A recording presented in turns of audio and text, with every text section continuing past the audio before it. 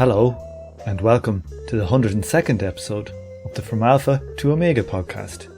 Today is Monday, the 16th of September 2019, and I'm your host, Tom O'Brien. This week, we welcome back Mike MacNair to the show. We caught up recently at the CPGB Communist University in Goldsmiths in London and sat down to talk about the history of the UK's role in the EU, Brexit, and why he considers himself an ex-Trot. Part 2 of the conversation is a Patreon-only episode, so if it tickles your fancy, you can check it out by joining the Patreon gang for only $5 a month, which works out at only $1 an episode. Patrons get access to all the old patron-only bonus episodes, the right to vote on the next reading group series, and other cool stuff too.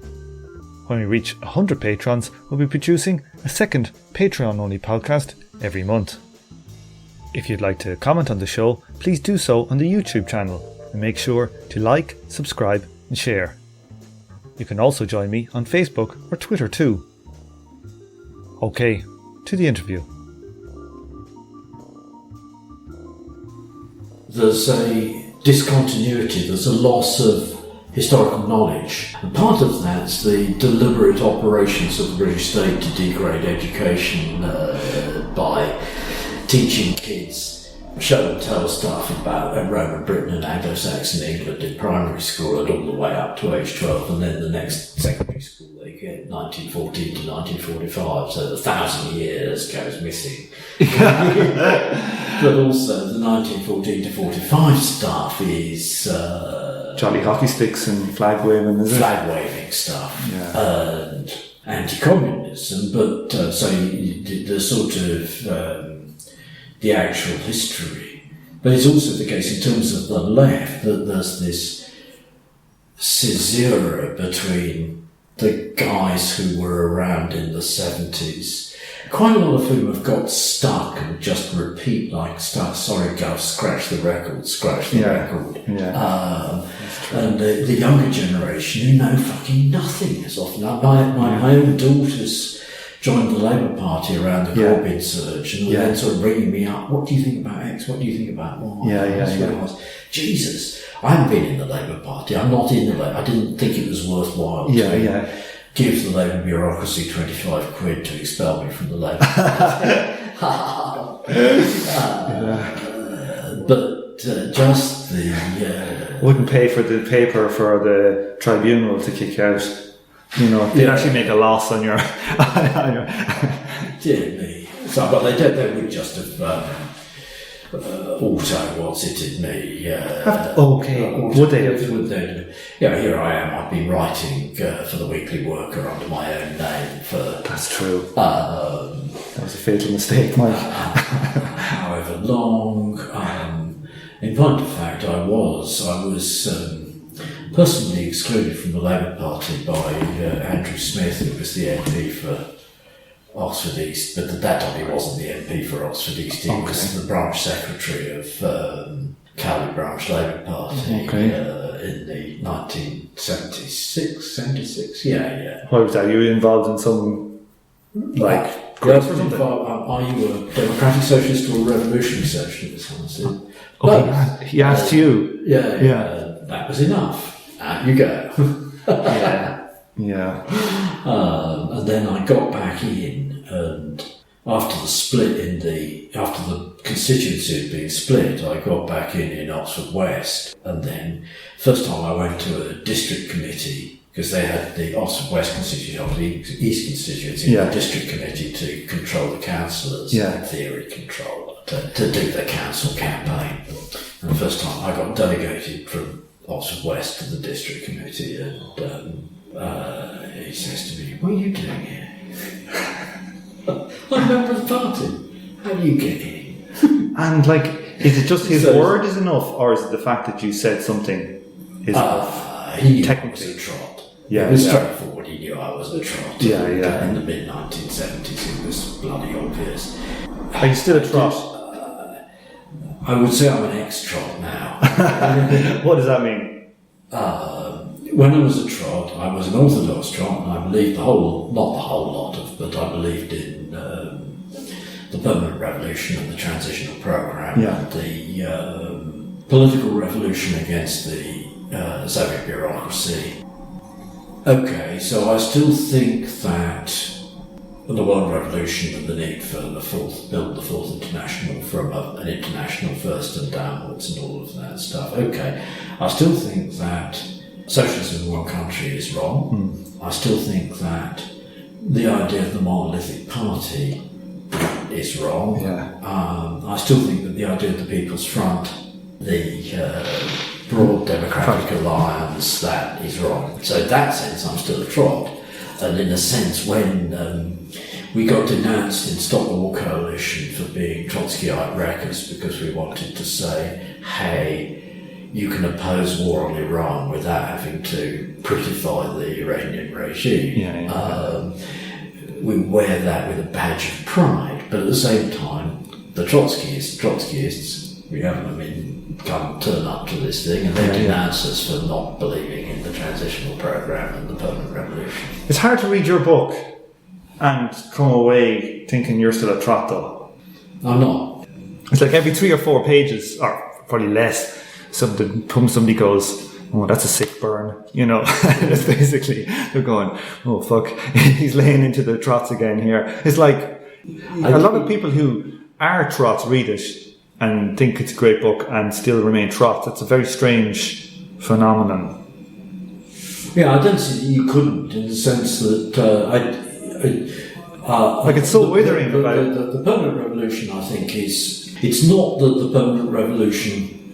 It's not that Trotsky was wrong on permanent revolution in 1905, 1906. It seems to me that's an entirely defensible position. It's essentially saying you're not going to get the peasantry on side. And because you're not going to get the peasantry on side, you're going to hold power. If you take power, you're actually dependent on the victory of the German Revolution. And I think that's just true. It's straightforward. But then, of course, afterwards, in 1930, he rewrote it in order to come up with the idea, fit in with the idea that you could get, from the permanent revolution, you could get a workers' state, which was something like the Soviet Union, and indeed to go along with this suggestion, which I think Lenin, it's just wrong, but Lenin made in his last days, that the Soviet Union could perhaps economically overtake the West. Yeah, it's just wrong. It didn't work. And the Trotskyists then used that as an excuse for backing all and sundry left nationalist regimes in the Third World. That they can motor on and take over. Which becomes delusive. It's not very international. You lose all sense of the proletariat as an international class, as the class perspective. And then, of course, now we've got the guys who argue permanent revolution means you have to mobilise people on wherever the hell, or the transitional method means you mobilise people on the basis of wherever the hell they're at. Yeah. And that will grow over into the socialist revolution. It's bloody obvious it doesn't work. Yeah, I don't know if you saw, there was a case in the IMF came into Ireland there after the crisis, and they wanted to privatise the water, and there's 2 Trot groups in Ireland, the People Before Profit and the Socialist Party. SWP and Socialist Party. And they between the two of them, they managed to stop the privatisation of water. Like, that's an amazing success. And what's happened to their support? Nothing. Nothing. It's just like, that's probably one of the best achievement by some Trot groups in Europe in the last 40 actual policy change, not to privatise water. And absolutely nothing from it. I personally moved the successful resolution on lesbian gay rights at Labour Party conference. And that the organising work behind that Labour campaign for lesbian and gay rights, that was in 87, but the organising campaign in the 1980s was all done basically by the Trots, with a little bit of help from some of the Euro-communists. Okay, what really made the difference was not us, but lesbians and gays support the miners, and then the consequence was that the miners' union, which had been steadfast opponents of gay rights resolutions, changed sides, and all the unions, the unions generally changed signs and we won. But if we hadn't done that work as Trots, it wouldn't have passed. Point being, yes, and it didn't. The fact that people will line up with you on some question like lesbian and gay rights or abortion or the SWP got enormous support for the anti-war movement, which they cyber-squatted, stopped the war, as it were. Massive, millions of people did the SWP. Nothing. That was again amazing, like amazing numbers. Because it's the reality is people, in essence, this whole thing was a way of tricking. Imagine you could trick the working class into taking power.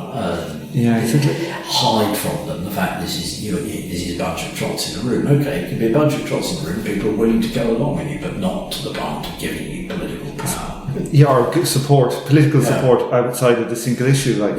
Because I'm new to this game. Like, I'm just some weirdo who read Capital in like 2009 in my room. You know, I've never been in any organisation, so it's like I remember going to stop the war once, and I got the impression that somebody told me, I don't know how I found out, that it was like a front for, was it SWP? And well, it was the SWP and the official party, the official Communist Party. Okay, yeah.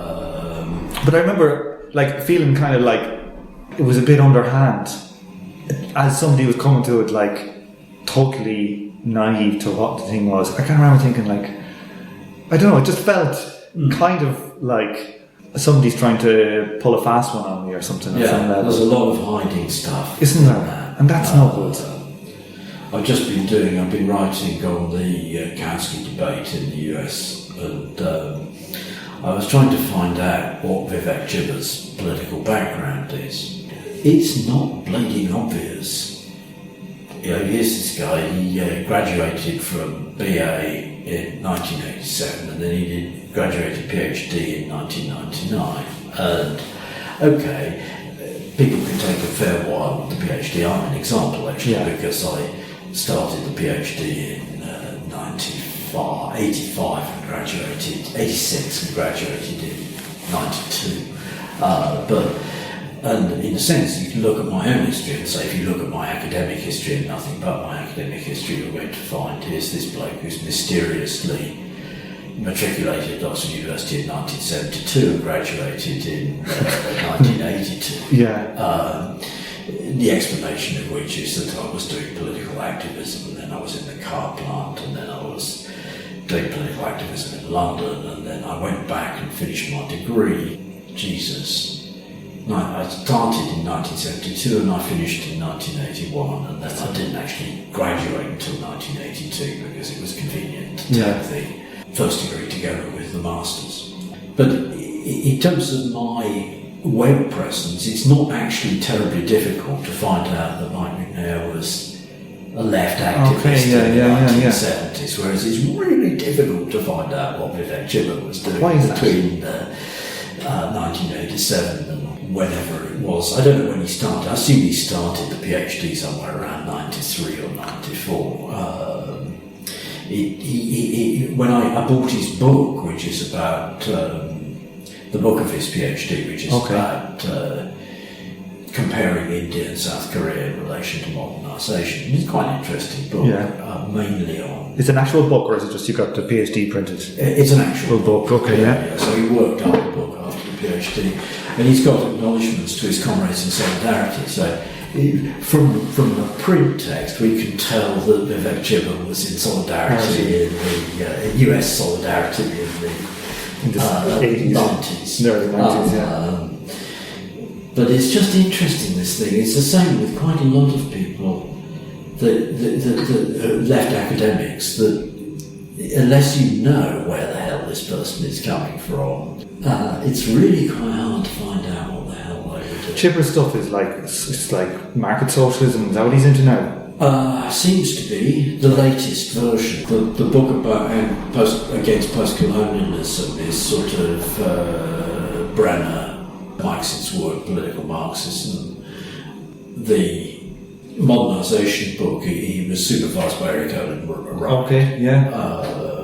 it's one of those things where it's technically sound stuff that we compare the political structure of Indian capitalism, the political structure of Korean capitalism, and what is it that makes Korean capitalism fly and Indian capitalism not. And there are two things missing in this narrative, one of which is that the United States enforced in 1945-46 land reform and wiped out the Korean landlord class. Did it? I didn't know that. And distributed the land to the peasantry. They did the same thing at the same time in Taiwan and in Japan. Wow. On the grounds that the landlord class had been at the back of it was quite widespread belief that the landlord class had been at the back of fascism.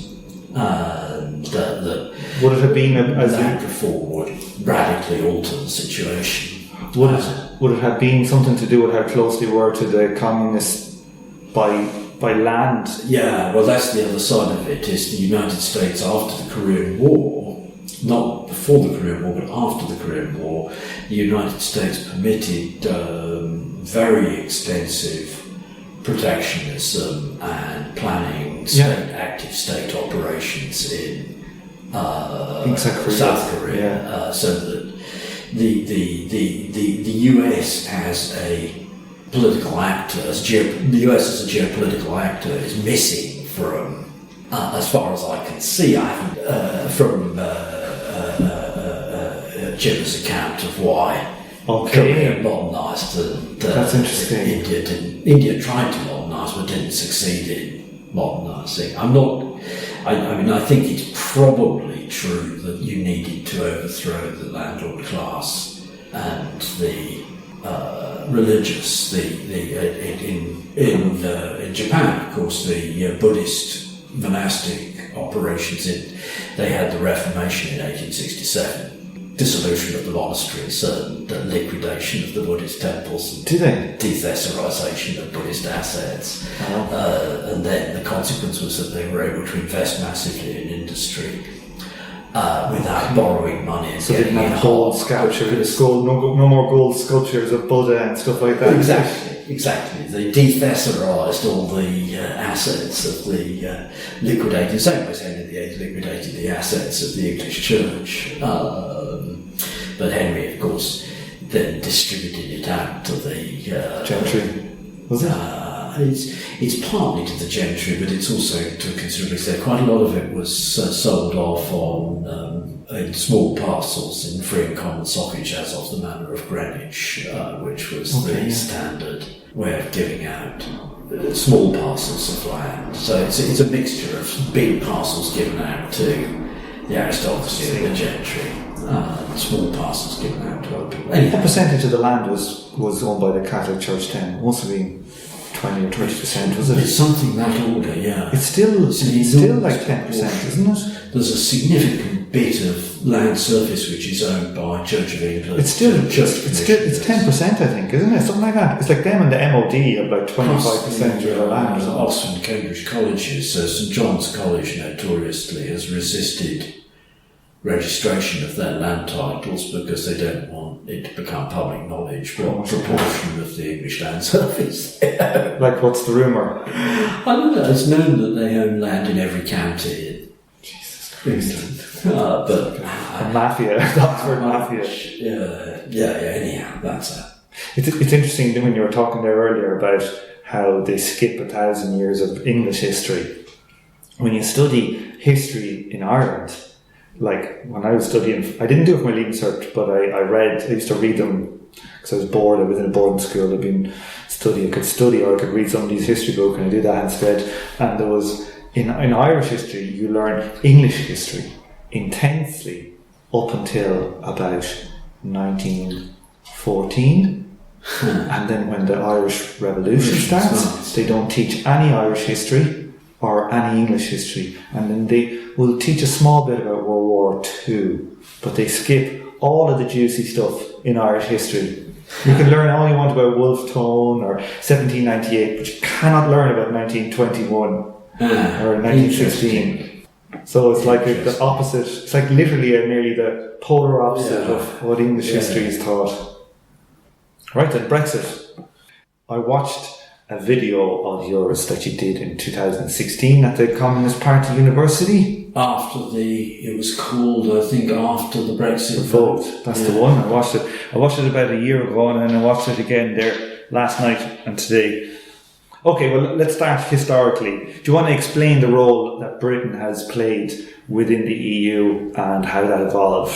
Okay, I still think this is true, in essence. Yeah. The United States promoted the EU on the basis that it would be an economic arm of NATO for purposes of organising the European continent.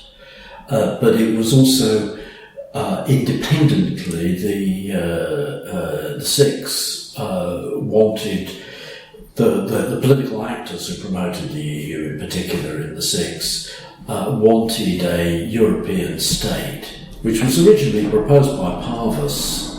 What year? Well, it was proposed by that trend, in fact, as the European, that it wasn't just Parvus, but the other guys in Die Glocke. I've written on this in critique, but the names are not currently escaping me. Max Beer. Sorry, it's a trend round Parvus, and Parvus immediately after the First World War and shortly before his death, formed a front together with a man called Stinnes, who was a major industrialist, German industrialist, to promote European Union. So this is the idea is already in circulation, and indeed Trotsky proposed a socialist United States of Europe as a line in the First World War, which Lenin denounced him for as being, this is unrealistic, the European states can't possibly get together, they're bound to fight. So anyhow, there is this trend which is there, and as a thin trickle down from leftist advocacy and rightist advocacy of United, on the basis that, dear me, is it a reaction to the formation of the United States? It's a reaction to the growth of the United States power, yes. Yeah. It's the most clear. The guys who wrote about the Kautsky trend in relation to imperialism was to write about continental imperialism as something reactionary, and British imperialism as something which reacted to the development of continental imperialism. I suppose, what the fuck? Tell that to the Irish. Tell that to the Irish. Tell that to the Indians, etc. Weird.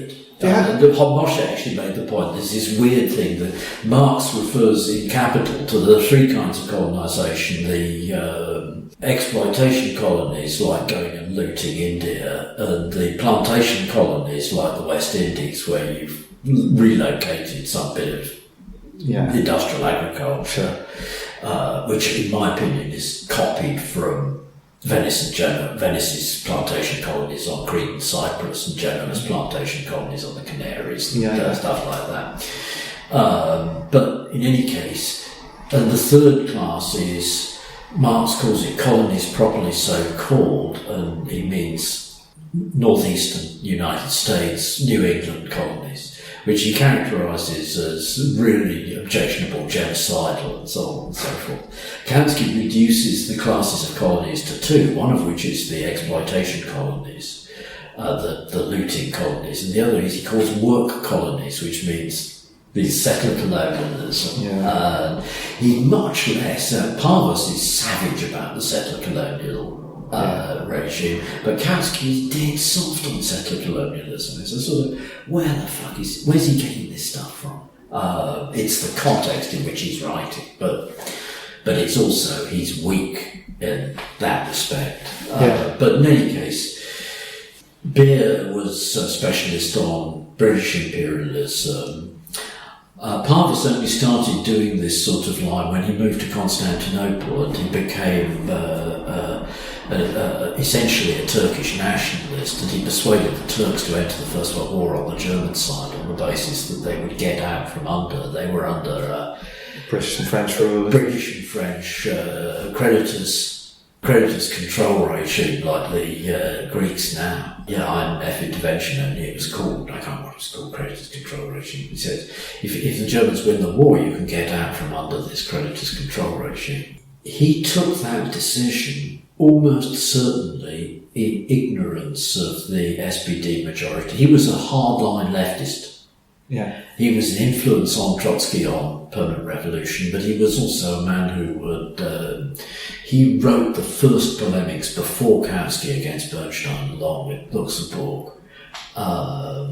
He wrote a brilliant set of arguments about the agrarian problem, which points out the extent to which the agrarian problems in Germany reflected the world market in food, rather than particular issues about the German economy. It was unrealistic and so on. So he was a real leftist, and Konrad Heinisch, he's just remembering another of these names, was otherwise known as Parvulus because he was Parvus's follower. Max Beer, as I said, was a specialist in British imperialism, and then, oh dear, there was another guy who was also a specialist in British and American imperialism and in the Pacific developments. And these guys, fairly clearly in 1914, they were a large chunk of the left.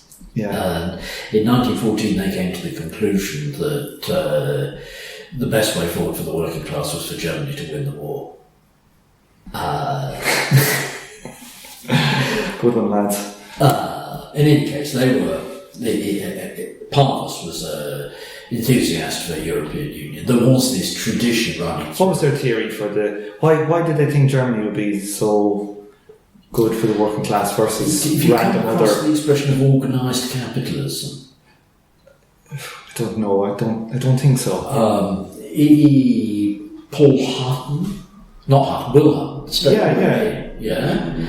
There's this sort of line of opinion that continental capitalism is more advanced and more trade union friendly and more planning-y. This is Will Hutton, who's head of Hereford. Yeah. Was he government minister or was he a journalist? He was journalist, economics journalist. Yeah. And so on. And it wasn't just Hutton, it's also, dear me, before they became fans of China, Hobsbawm was a fan. Okay, Eric Hobsbawm, there was a whole, through the 1980s, but this was actually a line which had been Hilferding's. Okay. This Hilferding wrote this famous book on finance capital, but his actual politics was to think that a Central European German capitalism was more advanced and in a sense, you look at it, you see, as of 1900, Germany had universal male suffrage. England had 5%, 6% of the population had the vote. The very small size of the Labour vote, and then post-1918, when they give the male population the vote, the Labour vote shoots up. Yeah. But that's, England had very limited suffrage, but also England had the representation of English liberalism as being a form of aristocratic, early modern aristocratic polity. It's like Venice. Well, there's a sense in which it's true it's like Venice, but at the same time, the whole representation of this, it was, what was unrealistic about it was, it might well be the case that if the Germans had won the First World War, it would have been, because quite a lot of what the Germans did actually become normal capitalist practice. Like what? Cartels, nationalisation of the railways, of the infrastructure, and so on and so on. Do you know the economist? PhDs. A Marxist economist. He's kind of Marxy, but Michael Hudson. Do you know Michael Hudson? Yeah. He's always talking about how the German banks took a different model of lending than the British banks, whereby they took like an equity share versus... Hillel Ticktin has written about this because it's really it's an interesting point, but the fact is actually if you look at the German banking model and the Austrian and German and continental banking model more generally, and the English arm's length, Anglo-American arm's length, the reality is English country banks around 1800 had the German model. And American banks in the 19th century had the German model. The ascendancy of finance capital does not consist in, Elverding and Lenin thought this German model was the ascendancy. That's the result of early capitalism. That's interesting. This is Hillel.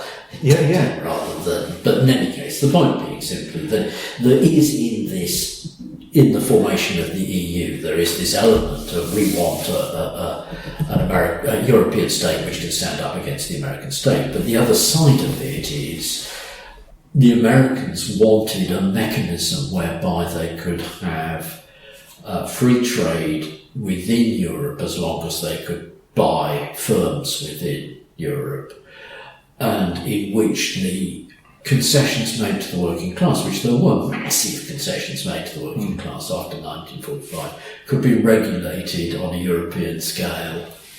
And so it is part of, I say, just as frontline states, Korea as a frontline state was protected, so the EU was part of the mechanism by which the United States regulated its control. Okay, so the Brits refused to go in, initially, because the British position has always been to keep Europe as much divided as possible, but at the same time to have as much free trade in Europe as possible. So then the Americans, the Brits not going in was a problem for the Americans already in the time of the creation of the coal and steel community, because there was a real danger of the dominance of the idea of a European state. So the Americans wanted the Brits into Europe. Even with all their soldiers on the land of Europe, even with that, they were still afraid. They were still afraid of it becoming, because of course, soldiers, but you need some mechanism to paralyse the decision-making bodies of the EU. And so the 56, 57, the Brits fucked up over Suez. And the US administration says, right, you have to apply for membership of the EU. It's an instruction which is issued by the State Department to the UK.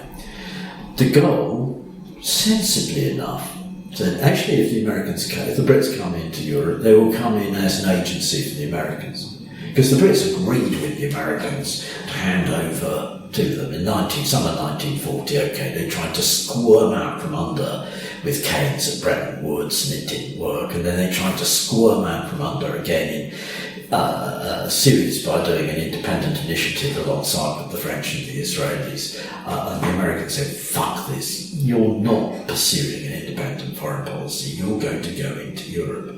And de Gaulle vetoed it. Their matter stood until May 68. May 68, de Gaulle went to Germany to try and get uncorrupted troops to intervene against the mutineers and the strikers, and the American and the High Command of Britain. You mean non-French troops? French troops, because he had French troops in Germany. How come? Well, because they're part of the French troops. The Army of the Rhine was not just British troops and American troops. It was British troops, American French troops. Army of the Rhine. Because it was the same in Berlin, wasn't it? It was the same thing. Yeah, there were French troops there. So the idea was you can pull out the French troops who were not corrupted by contact with the strikers and re-establish. And the NATO High Command said, no, sorry, won't allow you to do that. And so de Gaulle now had to make a deal, and he made a deal with the PCF, but the upshot of that is that de Gaulle then fell, and Pompidou, who was the Americans' man, came in, and he wasn't fully the Americans' man, but he was closer to the Americans, came in, and part of the whole process he lifted the veto on British membership in the EU. So the British then came in, and their job was to make the EU broad and shallow and not narrow and deep. To do that, they exercised the veto and used the veto, but in order to be able to do that, they had to have a public stance that the British public were generally suspicious of the European Union. So you had the press constantly generating Euroscepticism, which then provided the political backing for Britain exercising the veto in the Council of Ministers. You said de Gaulle did a deal with the PCF, the French Communist Party. What did they get? Major wages, concessions on wages, pensions, hours, etc., etc. So big economic concessions post 1968. To this day, they still have a lot of them, don't they? Oh yeah. The guy who we had talking to us about France last night, he retired at 60. Bastards. I'm going to hit 65 this September, and I'm not due to retire until 68. What's floated there this week was 75? 75, God help us, yeah. There's a way back when Cowley, they had an organisation called the Vehicle Builders Union, which is a company union, which was later absorbed into the TGWU, and some people I knew were looking for paper in the TG offices, and they found the old Vehicle Builders Union minutes book. Yes. Stuff about making representations to the management about people losing earnings on piecework because of people dropping dead on the track. They're not concerned about the fact that people are working themselves to death and dropping dead on the track. It's just that it's causing loss of earnings for other people. Anyhow, that's pretty rough. I think there's something about the retiring age stuff. We've been sold it as where it's against age discrimination. But the reality is it's more like 1740s, you've got this 1730s, 1740s precedent of conspiracy to refuse to work more than 16 hours a day to the great loss and damage of their employers. Anyhow, so Brexit, you're sort of, the presentation which I did, we thought then, and I think we were just wrong, we thought that this was all going to be a scam. And that at the end of the day it would turn out to be no Brexit or Brino. Brexit in name only, but it doesn't look like it. Basically because... This is what I wanted to ask you. Like, I have my own theory about it, but like, why do you think it's a real thing and it's not the facade that people thought it was? Trump won the presidential election, and then the other thing was step two. I got a quote to something you said in that video. I got a quote to something you said about Trump here. Where did I write it down? He said, Trump, if he wins the election, he said, you had no fucking idea what he was going to do. Because he's a notorious liar. Yeah, I know. It was just funny. It became clear quite shortly afterwards two things. One of which was he was actually going to go for a protectionist term. And the second is that there was going to be no serious or effective resistance to him from any of the other centres of power in the US state. And in particular, although there is resistance to him over the relations with China stuff, and there is resistance to him over the relations with Iran stuff, we are not getting a peep out of the democratic leadership, or let alone the corporate world congressional leadership, about the anti-EU Brexiteer stuff. So that it seems to be fairly clear we're in the midst of a turn, in the same way as the turn which took place in the late 70s when they abandoned the right social democracy and went for Hayek and neoliberalism and so on and so forth.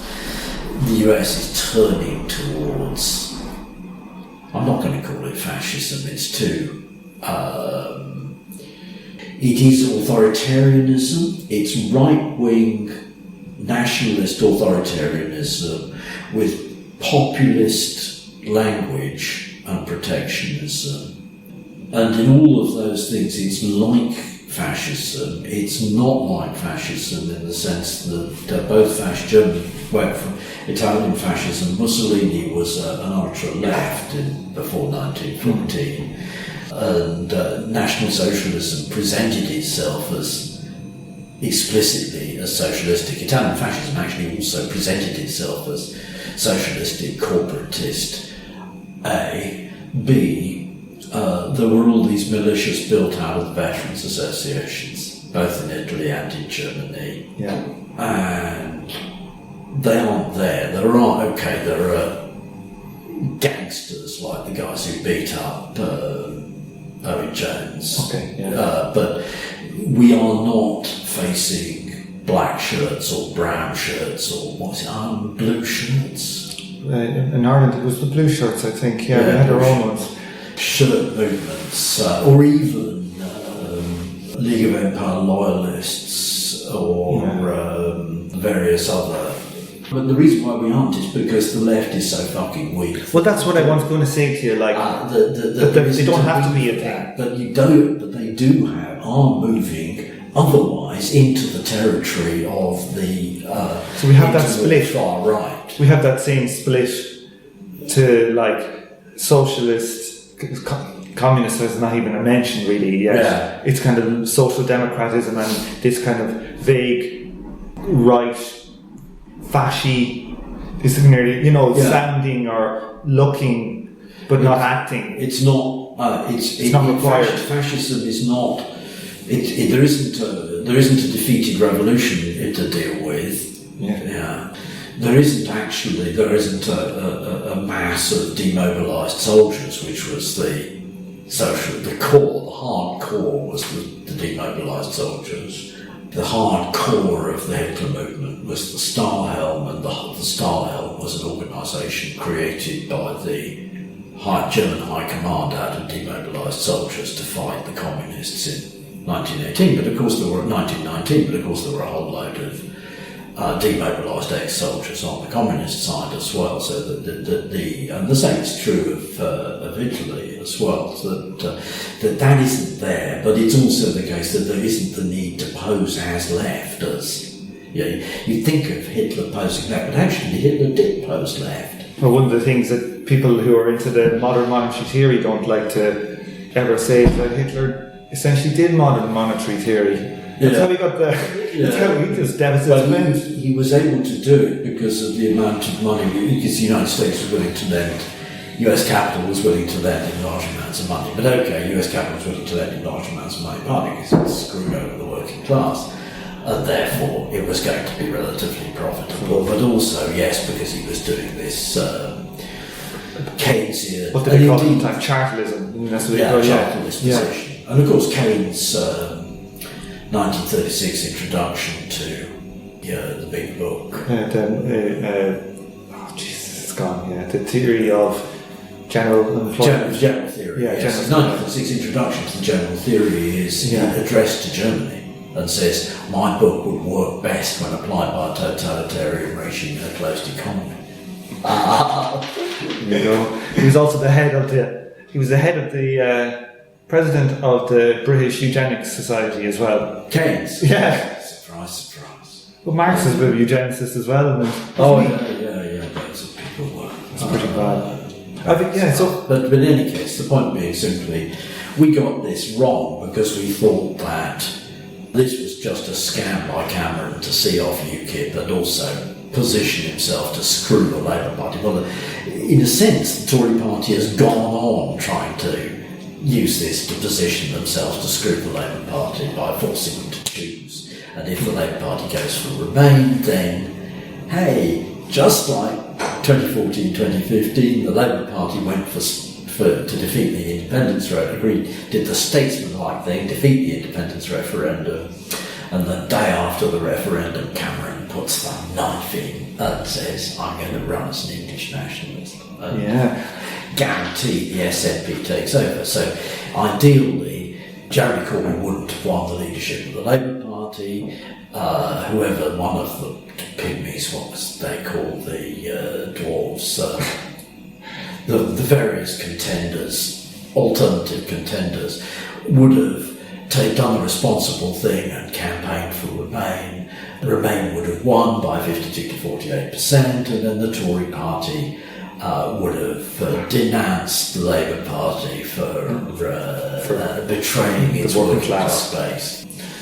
But it seems like it's something more than that, though. But it does seem as though it's more than that. But it's in essence, I think in essence what it comes down to is neoliberalism has run out of steam. There's a very neat article by All Souls economist. It's called the market turn. I have an offer.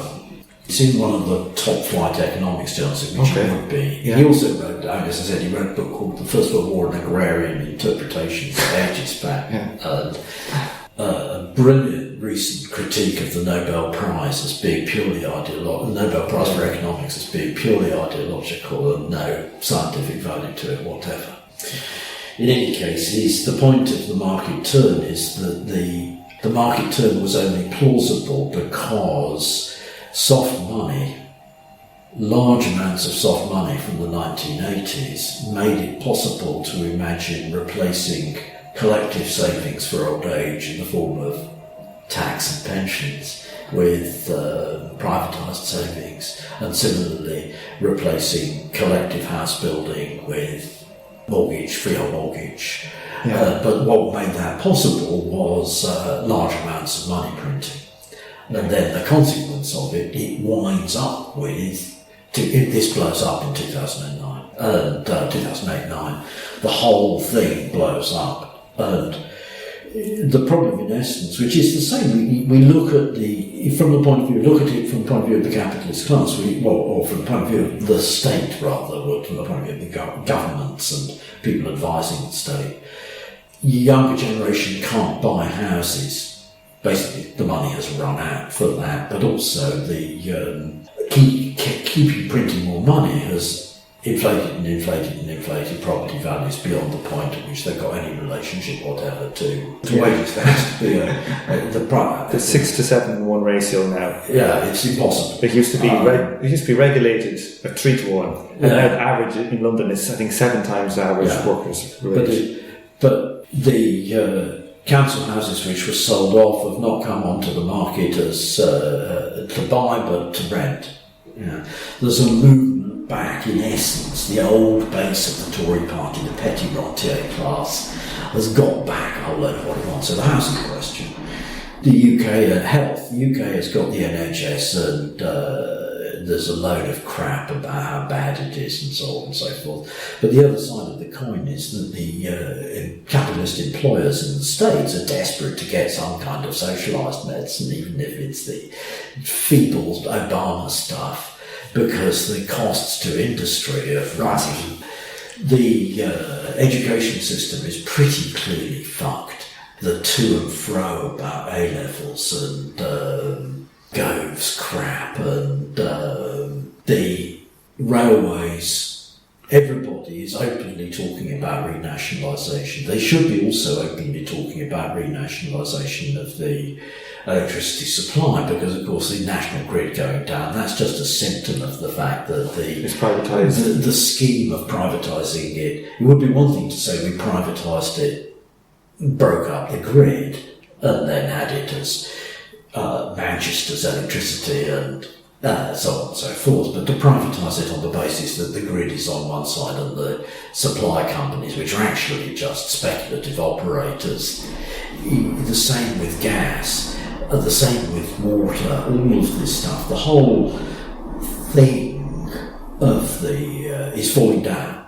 So what the fuck are we going to do about that? At the same time, if you had capitalists demonstrating, I have actually got a photograph of a bunch of business school students demonstrating with banners saying "markets rock" and stuff like this. But if you had capitalists demonstrating, they'd be saying "no, return to the 70s, left's out now." But that prohibition on that it's excluded, we are not going to go back to. There's a good reason for it as well, which is, in a sense, it's not just that we want the working class to be held down. It's also that the United States has relatively declined. Okay, David Edgerton, I think rightly says, the relative decline of the UK simply meant that other people caught up. But nonetheless, that is actually relative decline. And the same with the business about investments in years. Why we have bubbles is because people are trying to get an above average return. Because if they try and get an average return, they'll get a below average return. So they have to try and get an above average return, and then that inflates the bubble. But because the United States and the UK, of course, not finally, but it sort of abandoned industrial policy under Thatcher, and most of UK industry was demolished. There is some specialist stuff and so on and so forth. And the car industry, I take it, will be wiped out by no deal Brexit, but it's probably going to go down anyhow because cars globally is in deep trouble. But the United States is in relative decline. Because it's in relative decline, it needs financialisation.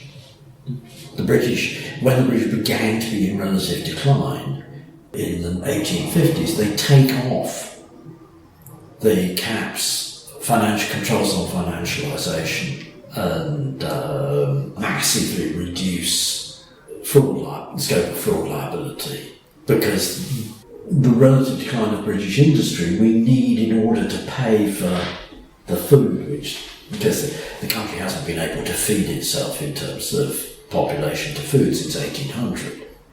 Okay, it's better than the Greeks, who haven't been able to feed themselves since the 5th century BC.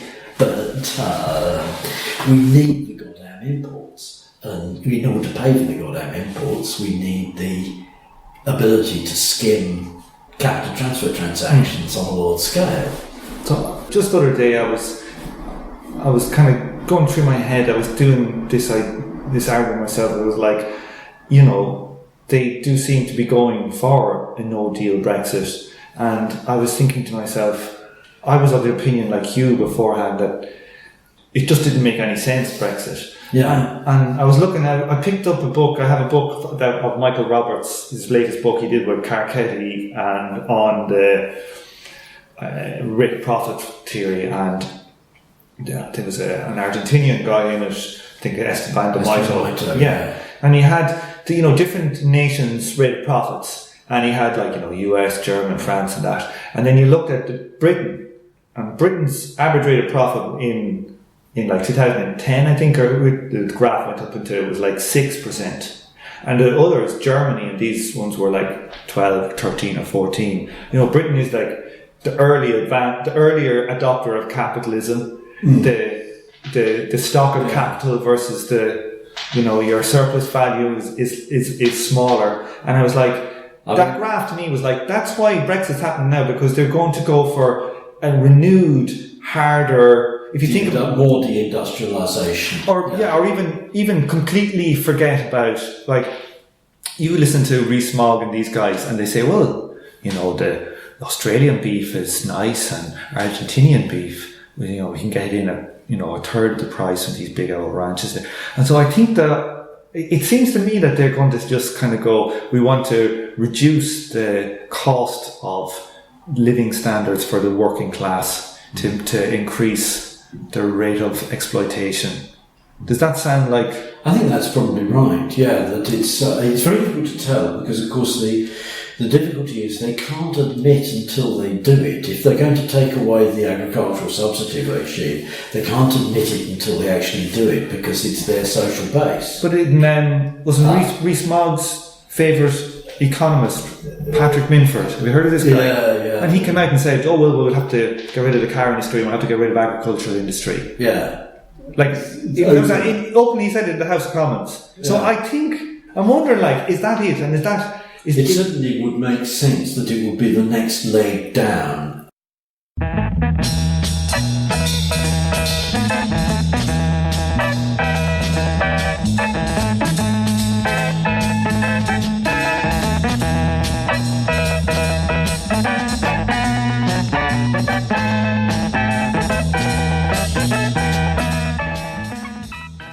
On this episode, you heard the theme tune, The Order of the Pharaonic Jesters, and The Night of the Purple Moon by Sun Ra and his orchestra.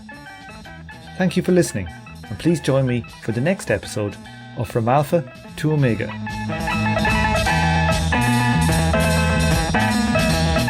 This show is a member of the Emancipation Network, a Marxist podcast and research collective. Make sure to check out our network's sister podcasts, General Intellect Unit and Swampside Chats.